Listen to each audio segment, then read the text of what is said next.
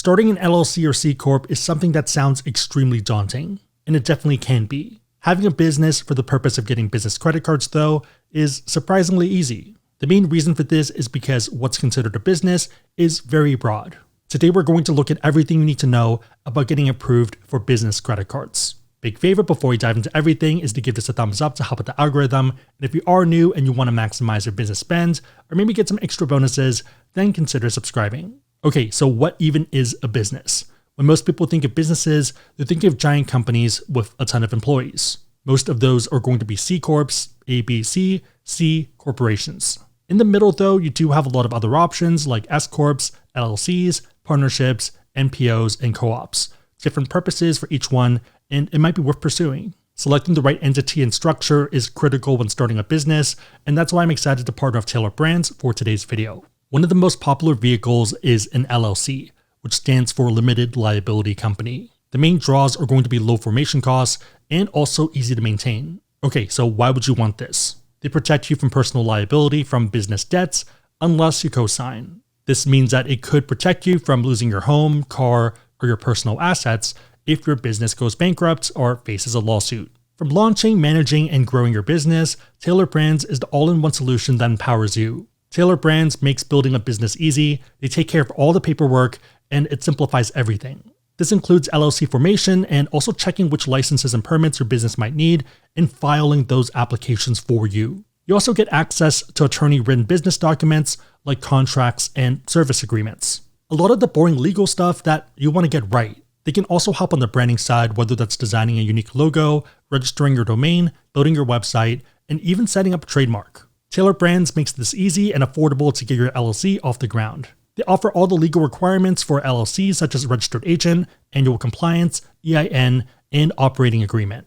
If you are looking to start an LLC, then check out Tailor Brands today. Link down below and also pinned. Thank you to Tailor Brands for sponsoring today's video. Okay, so you have a ton of options, but are these required for a business card? You might want one of those if you're building something bigger, but for the purpose of business cards, you don't need them. Almost everyone right now can qualify for a business card as a sole proprietor. This pretty much means someone who owns an unincorporated business by themselves. If you operate a business and it's non-incorporated, then you are a sole proprietor. Pretty much any income you make that's not as a W-2 employee would qualify for business income. If you get a 1099 as an independent contractor, you are a sole proprietor. There's a lot of examples here that would qualify.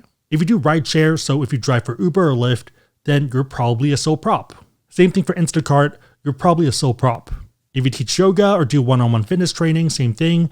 And also if you design apps or code for different clients. You, as of this moment, might have 50 to 100,000, if not more, of business income. Okay, all of this sounds great in practice, but is it very complicated to apply?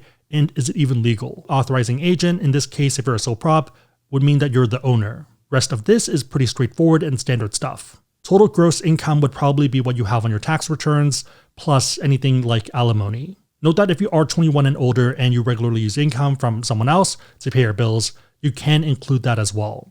That might be a player too, or it could be your parents, or maybe your kids. For business info, you would pick the entity type, and if you are picking sole prop, then the business legal name is going to be your first name and last name. If you do operate under a trade name or DBA, then have that paperwork prepared. Generally though, for most people, you would have this as no. If you are sole prop, then you can use your social security number, SSN, for the application. Okay, but would they even approve you for a business card using your social? Yes, and you'll probably see a bunch of data points below from other people. As a sole prop, established date is pretty much when you decided to do this, or if you want to be a bit more careful, then maybe when you first started making money. For categories, just enter your specifics. For example, if you do computer programming or web design, for people, then select the relevant things. On that note, if you want to learn about business cards or pretty much any other cards out there, and you want to support the channel, we do have links on the website, AskSebby.com, and also down below in the description box. Make sure the links are competitive and that the cards make sense for you, but otherwise, it is a huge way to support the channel, so thank you guys in advance.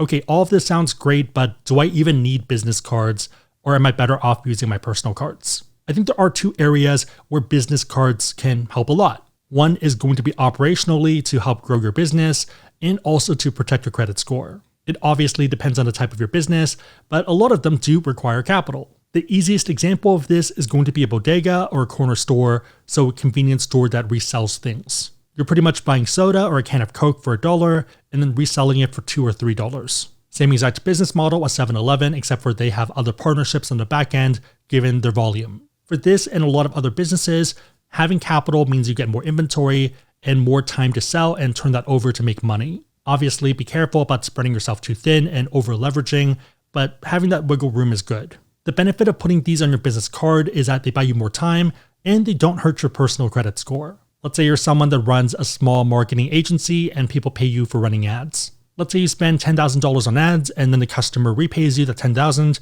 and then a $2,000 fee for the work. As a business, a lot of other businesses that you're interacting with operate off net 15 or net 30. That means that you don't get paid until 30 days from your invoice. You might not even know what to invoice them until the service is done. Let's do an example with a personal card and then a business card.